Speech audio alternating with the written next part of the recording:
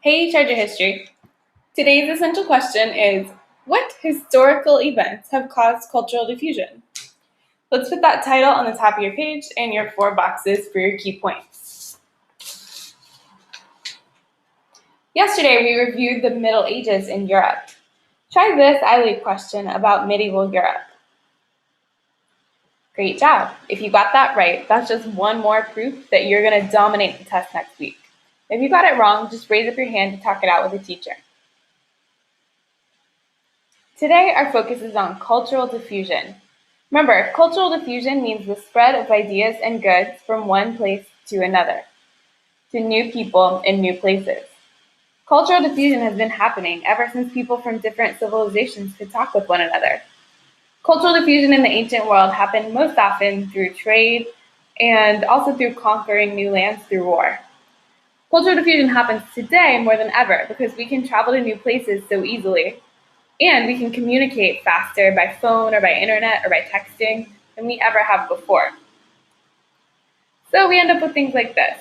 A McDonald's restaurant, which was invented in America, ends up in China, and a Chinese food restaurant ends up in the United States. But let's talk about more ancient cultural diffusion. Before people could type or text or even send letters in the mail, we had to invent writing. So writing has been a foundation for cultural diffusion ever since cuneiform was the first writing. Here are some of the famous sets of writing that you will need to know in order to crush the ILEAP. You got to know what they look like, and you got to know their name, and you got to know who invented them. So let's start with the first. Cuneiform was the first writing that we know of. It was invented by the Sumerians in Mesopotamia. This is what it looked like. Remember, triangles and sticks. It was written on clay tablets using a stylus. All right, hieroglyphics. These were invented in Egypt. They were written on an early form of paper called papyrus. Paper papyrus. Sounds the same almost.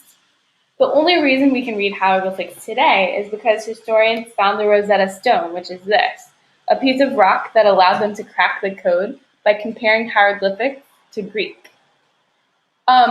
Please note that hieroglyphics has little pictures, especially of animals like birds. You also might recognize the Ankh symbol, but you need to know hieroglyphics when you see it. In the Indus Valley, people wrote with pictographs. These seals were used as trade receipts, but that's all we know. We still don't know how to read Indus Valley writing today. In China, people use Chinese characters. These can also be called ideographs. Here's an example of what they looked like. They were written with ink and a paintbrush on rice paper. Sometimes they were written even fancier than this in the form of calligraphy for decoration. The Phoenicians were the sailing and sea trading society who also created the first alphabet where one letter equals one sound. They were from the Mesopotamian region, so at first they used cuneiform to write. But cuneiform took too long to write during a trade deal. So the Phoenicians invented their alphabet so that they could trade more easily and quickly. Here's what it looked like. You got to remember Phoenicians' first alphabet. It's also important because their alphabet later influenced Greeks to create their own alphabet. So here's the Greek one. The Greeks were trading partners with the Phoenicians, but they also had their own alphabet. It was influenced by the Phoenician alphabet. Here's what it looked like, sort of like ours today.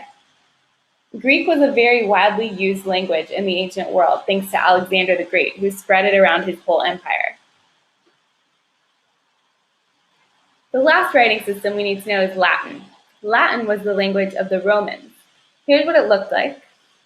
The most out of all of them like ours that look similar to ours today. Latin was used throughout the entire Roman Empire. It also influenced languages that are still spoken today. Spanish, French, Italian, Portuguese evolved from Latin, and that's why we call them the Romance language. Romance languages are called Romance because they came from Rome originally. Here's key point 1. Writing allowed people to keep track of trade and leave records, which caused cultural diffusion. Think about it. If someone goes and picks up something that someone wrote 50 years ago, we learn about their culture. If you write a diary and someone finds it in 10 years, they learn about your culture. So writing teaches people about their cultures. All right, here's another huge reason why cultural diffusion happened: trade. We all know that trade majorly causes cultural diffusion. Some civilizations are super famous for their trade, like Egypt and their trade with Nubia, which was just down the Nile River, or China and that Silk Road. This was major. China kept that silk recipe a secret for hundreds of years so that it could make bank on the Silk Road. This trade route stretched all the way from the city of Xi'an in China, across Europe, across the Mediterranean to Rome. Funny, since China was so isolated in other ways due to its geography and its natural barriers. Another group of people famous for trade are the Phoenicians. We know that they made the first alphabet, but they were also known for being amazing sailors. They traded this purple dye that came from seashells around the entire Mediterranean region. Here's key point 2. Please pause and copy. Trade caused cultural diffusion, and then it gives some examples. Here's reason 3 for cultural diffusion: war and conquest.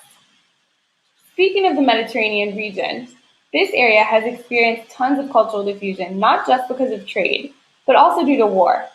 Alexander the Great is a famous example of someone who spread culture by force. He grew up learning to love Greek culture, which we also called Hellenism. When he became a talented war commander and grew his own empire, he made sure that Greek language and culture were used throughout his land. That's why you see a building in Egypt with pillars, far away from Greece, but using Greek architecture, all because of Alex the Great spreading Greek culture. Another way that cultural diffusion happened by war was the Crusades. The medieval Crusades caused Western Europe to come into contact with people from the Middle East. Western Europeans traveled to the Holy Land to fight, and in the process they learned one of the most important lessons of life: that your way is not the only way. Europeans talked with Muslims from the Middle East, and they got some great ideas and innovations, including advances in math, science, and medicine. Even the toothbrush was an invention from the Middle East. Here's key point 3. The war and conquest of new lands causes cultural diffusion. For example, Alex the Great and the Crusades. Reason number 4, exploration.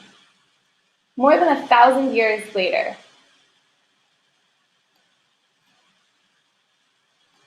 pause if you need more time to copy this. Sorry, I went really fast.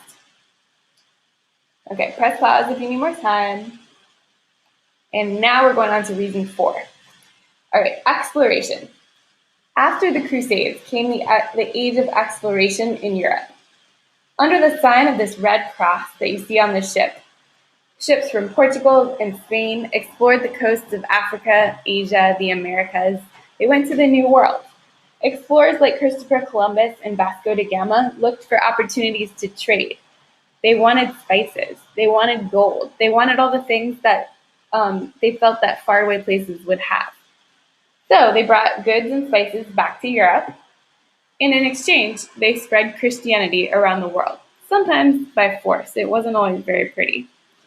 But this is classic cultural diffusion.